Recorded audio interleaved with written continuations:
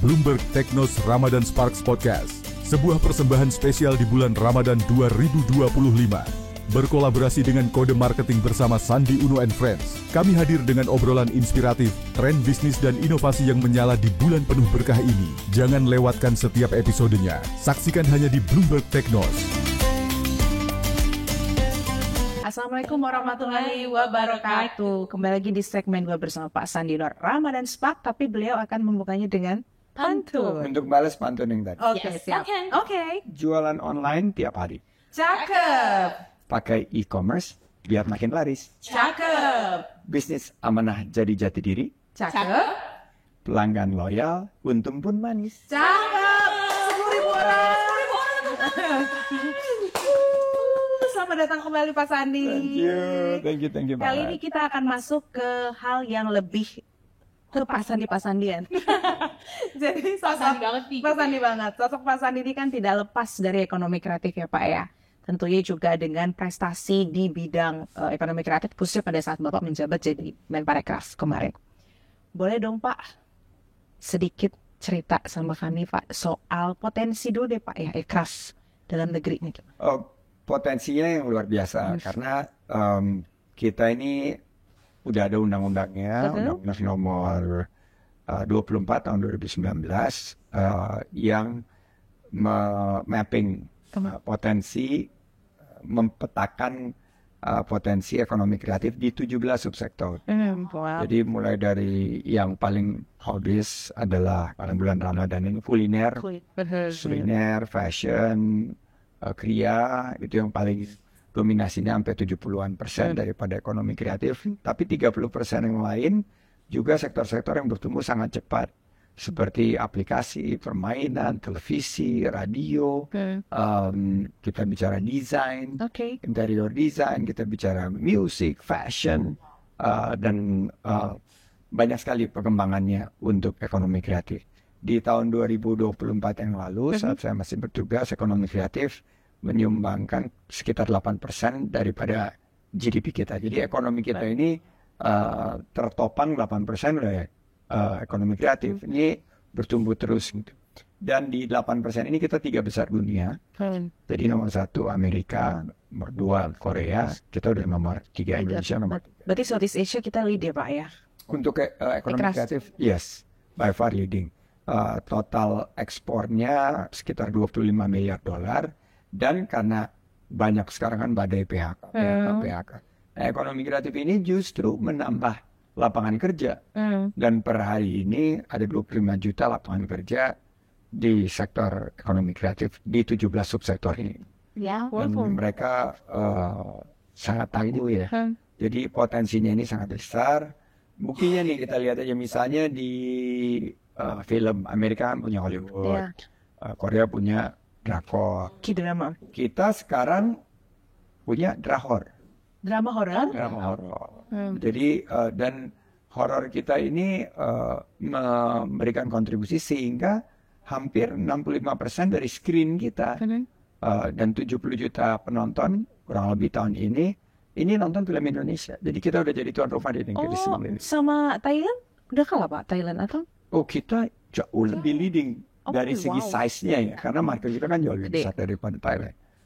Kalau quality itu nanti kita bisa argue di sesi lain.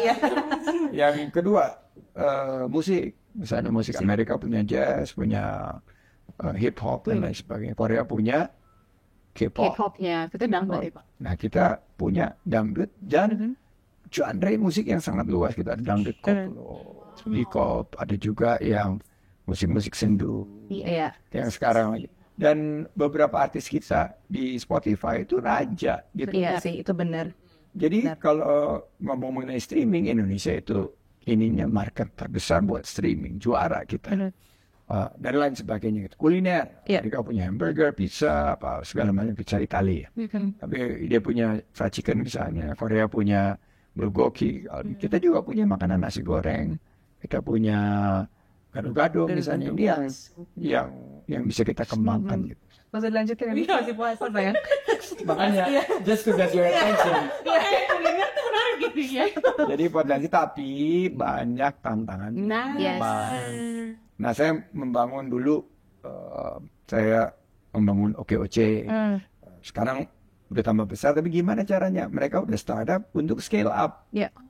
Supaya mereka punya 3 isu utama dari teman-teman yang bergerak di ekonomi kreatif. Ini kan adalah SDM-nya, jadi butuh pelatihan dan pendampingan, butuh pemasarannya, jadi marketingnya bagaimana, dan permodalannya. Ini 3 hal ini yang harus dibenahi. Dan waktu OKOC kita angkat dengan pelatihan, pendampingan, melibatkan rumah siap kerja.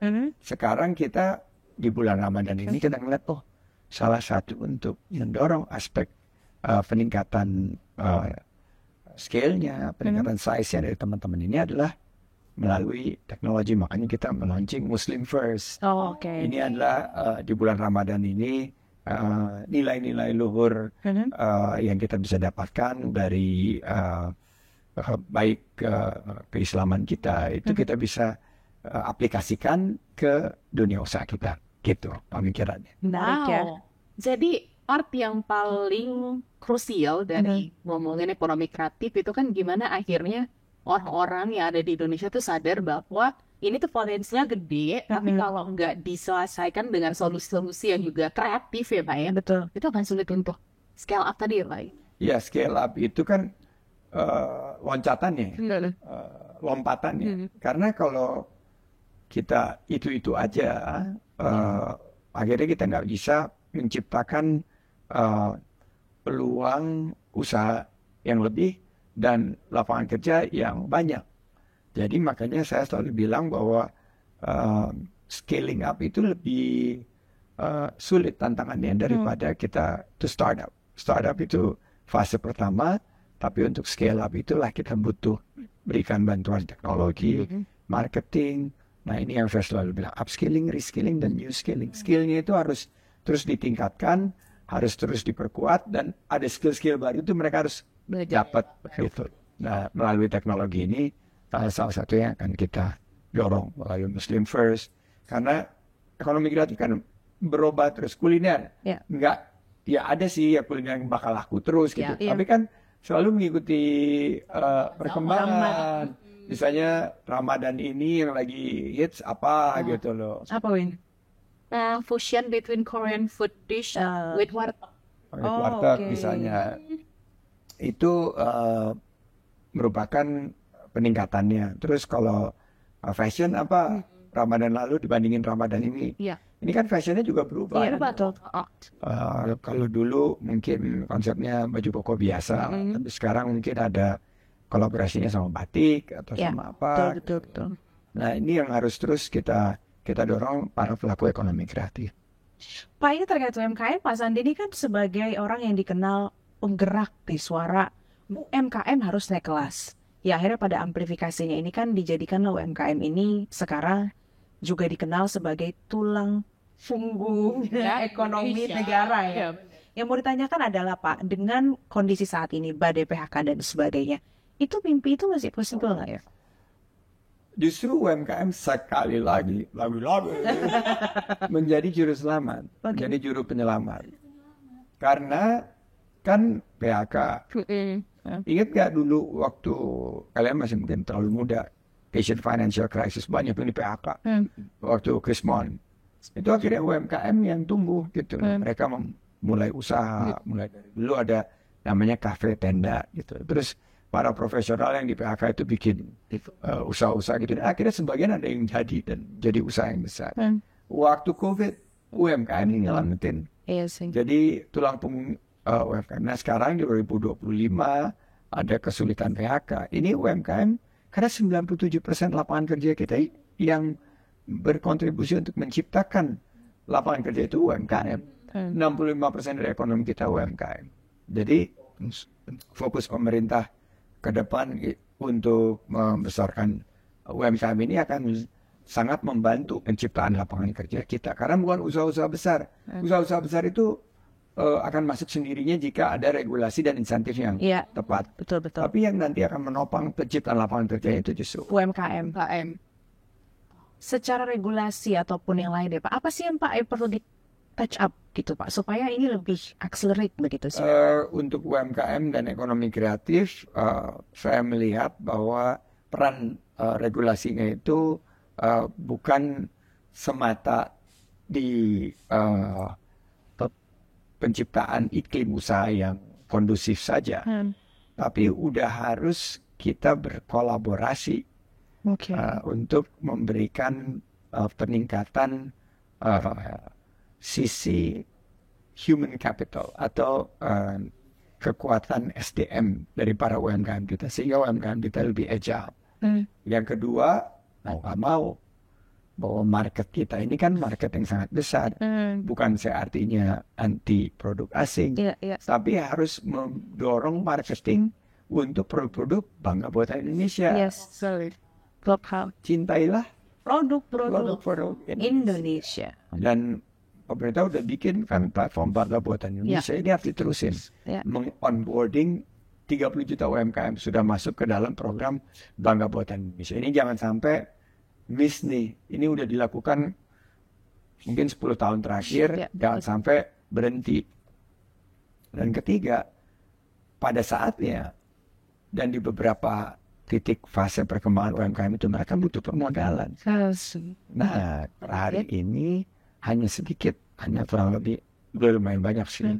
Tapi masih banyak UMKM yang belum tersentuh. Jadi baru 30-an% data terakhir kita dari UMKM kita yang bisa tersentuh permodalan. Jadi 70% ini masih menggap-menggap. Harus diberikan akses. Tinggi juga ya, angkanya 70 Pak.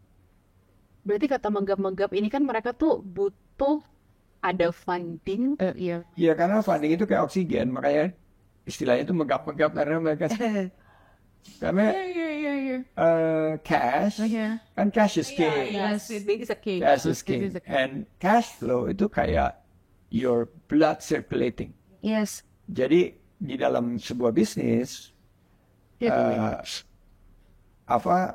darah yang mengalir itu adalah cash yang menghidupi usaha itu. Jadi kalau berhenti penyediaan modal kerja atau kesiapan arus kasnya, bisnis nggak akan bisa berkembang. Fulus. Fulus. Pak, ini terkait fulus ya Pak? Masih fulus? Mampus. Ya Tuhan.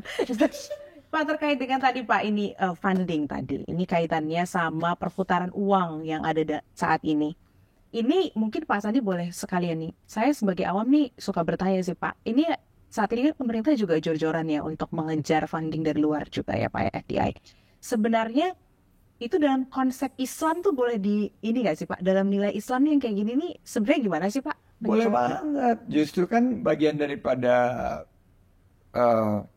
konsep tadi kolaborasi, networking, silaturahim itu adalah mengundang bermitra.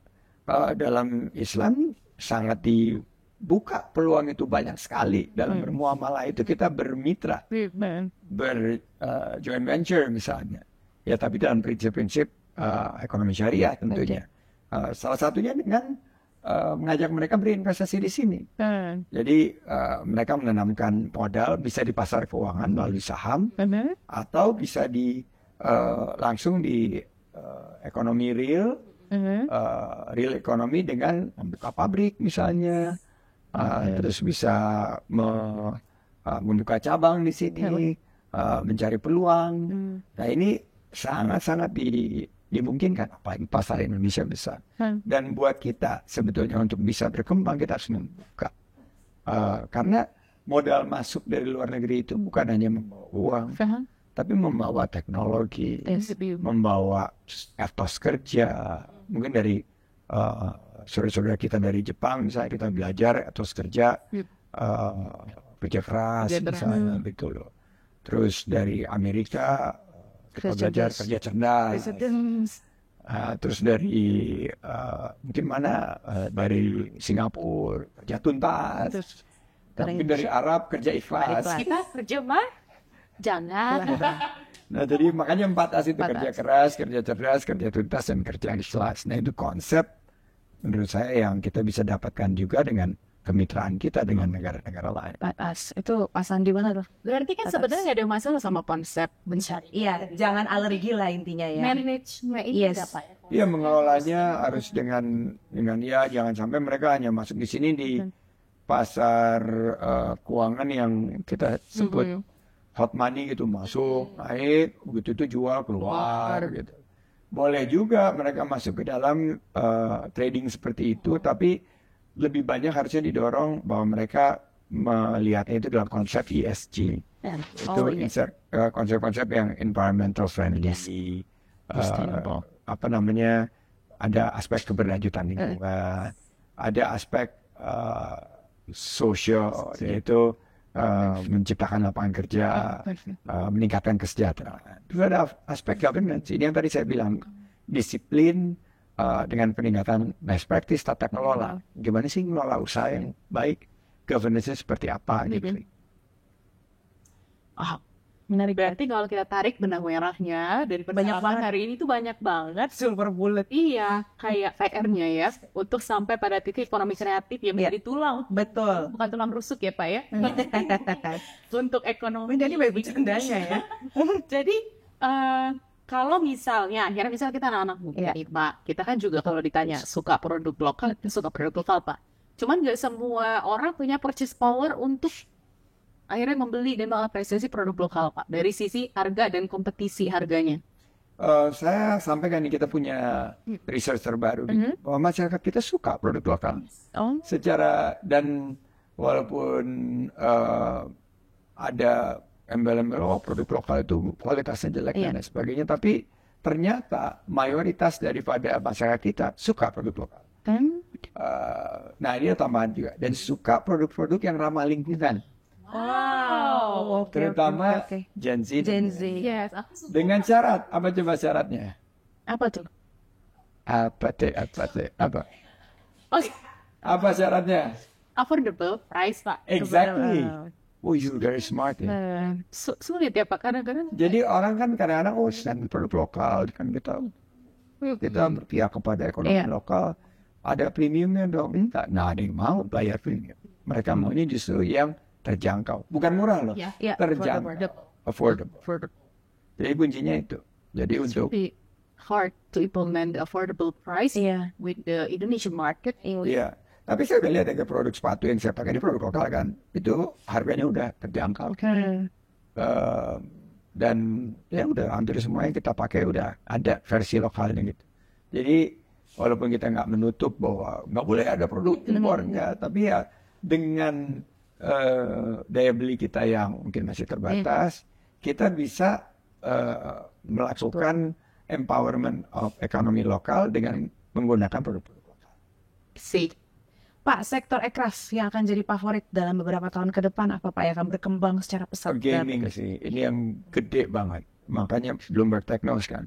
Ini saya tuh berkali-kali melihat gamifications dari segala aspek kehidupan kita ini telah terjadi. Ini akan gede banget. Dan sayangnya kita belum banyak pengusaha nyemplung di gaming ini. Di gaming, mulai dari gaming, kan itu luar biasa luasnya ekosistem games ini. Dan pemerintah di masa saya menjabat waktu itu kita sudah mencanangkan ada satu target-target dan sudah ada pembentukan satgas gimana kita ngambil peran lebih besar sehingga akhirnya game-game yang dimainkan dan dikonsumsi oleh pasar kita itu adalah game-game lokal. Ini yang harus terus didorong ke depan. Itu yang paling cepat sih, game. Dan emang kenyataannya juga nih Pak, kita ada beberapa partner yang memang dia tuh local game developer. Masalahnya ujung-ujungnya itu Pak UUD. Dana dan ujung-ujungnya duit ya. Karena yang main pun pride-nya nggak ada Pak. Kalau main game lokal gitu, Pak Sandi kan?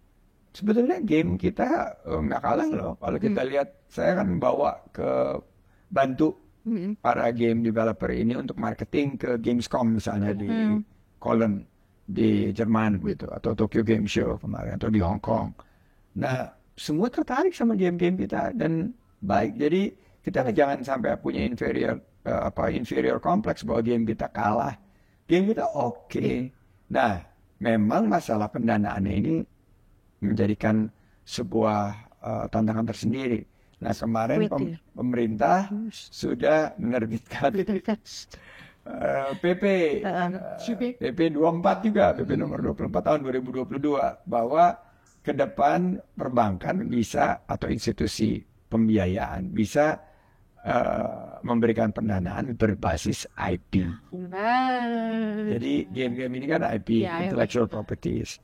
Nah, itu bisa dijadikan jaminan sehingga mudah-mudahan fulusnya bisa mengalir dengan mulus. Dengan mulus. Fulus mengalir dengan mulus. Kan itu keyword sebenarnya bisnis ya Pak ya, gitu. Oke, kayaknya Kak Sisi ada hal-hal yang ingin di follow up dari lain. Saya masih keke di funding sih sebenarnya. Ini Pak, mungkin agak marketing ya. Pak, terkait regulasi deh Pak. Ini saya masih penasaran sih Pak. Kayak ngobrol ke orang kesana kemari nih, urusannya selalu mengatakan, ya udah regulasi lagi funding nih supaya masuk gitu. Pak Sandi deh, apa sih Pak yang perlu gitu loh. Ini kalau loh. saya, kita nggak usah push. PP 24 itu udah cukup ya mewadahi, dan ini nanti ekosistemnya akan bergerak sendiri sesuai dengan perkembangan. Tapi menurut saya harus ada perhatian khusus dalam pendalaman dari segi penyediaan permodalan ini. Misalnya nggak semuanya kan dari perbankan. Harusnya kan kita harus bangun juga modal ventura. Venture capital ini kan kemarin ada Tech Winter, mereka hold back. Tapi yang lokal ini mestinya harus ada industri modal ventura yang juga berkembang. Family office ini yang kemarin sempat didorong tapi berhenti lagi ini, menurut saya harus didorong juga insentifnya. Sehingga mereka family office ini bukan hanya berpikir untuk begitu dapat keuntungan, berinvestasi di luar negeri atau memparkirkan modalnya di luar negeri, tapi mereka melihat insentif dalam berinvestasi di new economy. New economy ini salah satunya adalah gaming, atau creative economy. Green economy ini adalah salah satu bagian daripada new economy. Jadi dengan beberapa terobosan tadi, saya sih yakin, percaya peluangnya akan terbuka. Dan memang ya banyak PR-nya, tapi kita harus optimis. Kita tahu pemerintah banyak tugasnya sekarang justru dari dunia usaha yang ikut mendorong. Winda biasanya punya pertanyaan pamungkas Pak untuk terakhir. Untuk pertanyaan pamungkas saya akan kasih pantun penutup. Jadi pantun dulu atau pertanyaan dulu Pak? Pertanyaan dulu. Jadi biasa kita akan bertanya terkait akhirnya dari Ramadan Session Spark ini, gimana untuk tetap memberikan value yang sama spiritnya kepada para anak muda untuk berkembang dan maju, apalagi terutama di ekonomi kreatif. Pertama, Ramadan itu bulannya berkah. Jadi sudah dilihat semua penjualan itu meningkat selama bulan Ramadan. Terutama yang bisnis di kuliner. 40% kurang lebih. Dan berjualannya harus diadaptasikan. Ya jangan berjualan siang-siang lah ya. Iya dong, dipatok aja. Nanti jualannya pagi banget pas sahur atau setelah buka. Jadi kalau kita percaya ini bulan penuh berkah, justru setiap Ramadan ini adalah peluang usaha. Peluang dari semua aspek lini bisnis kita, bukan yang tambah slow, tapi memang justru banyak sekali peluang keberkahan itu ada. Nanti menjelang mudik, ini peluang juga. Ini baju. Jadi kalau di awal-awal itu makanan, sampai akhir makanan juga. Di penghujung tuh fashion. Terus kalau ekonomi kreatif itu ada berhubungan dengan travel. Ngapain nih? Karena ada break panjang. Ada yang mudik, ada yang healing. Ada yang mudik sambil healing. Mudik healing. Dan saya yakin bahwa justru setiap Ramadan itu membawa dampak ekonomi yang luar biasa. Dan justru juga banyak pengusaha-pengusaha lahir itu melihat peluang yang timbul, yang muncul di saat bulan suci Ramadan. Luar biasa. Kasih tepuk tangan dulu. Pantunnya belum. Pantunnya belum. Nah ini pantunnya sesuai dengan temanya. belanja di pasar, membeli kurma. Cakep. Manis rasanya, enak sekali. Cakep. Ramadan tiba, peluang istimewa. Cakep. Bisnis berkah, naik omset berkali-kali. Yeay. Ramadan semakin sport. Ya, semakin berkah. Terima kasih banyak Pak Sandiaga Uno sudah bergabung bersama kami di Ramadan Spark 2025. Semoga nggak kapok ya Pak. Seneng banget ngobrolnya, enak banget. Sekarang saya banyak waktu kan, saya banyak waktu, terus fleksibel, nggak cuma ngomong ekonomi kreatif dan pariwisata, bisa ngomong segala. Dan saya bisa membantu pengusaha muda seperti Sisi dan Winda untuk mengembangkan usaha. Amin. Kita Ya, butuh Pak. sekali mentor-mentor Betul. luar biasa seperti Pertumbuhan ekonominya tambah kuat dan tercipta banyak lapangan. 8%. Amin. 8%. Baik. Terima kasih banyak sudah menyaksikan Ramadan Spark Podcast Collaboration ini spesial untuk series Ramadan Sandi Uno and Friends. Saya Sisi Aspasia dan juga Winda pamit undur diri dan sampai jumpa di sesi selanjutnya Ramadan Spark. Assalamualaikum warahmatullahi wabarakatuh. Wabarakatuh.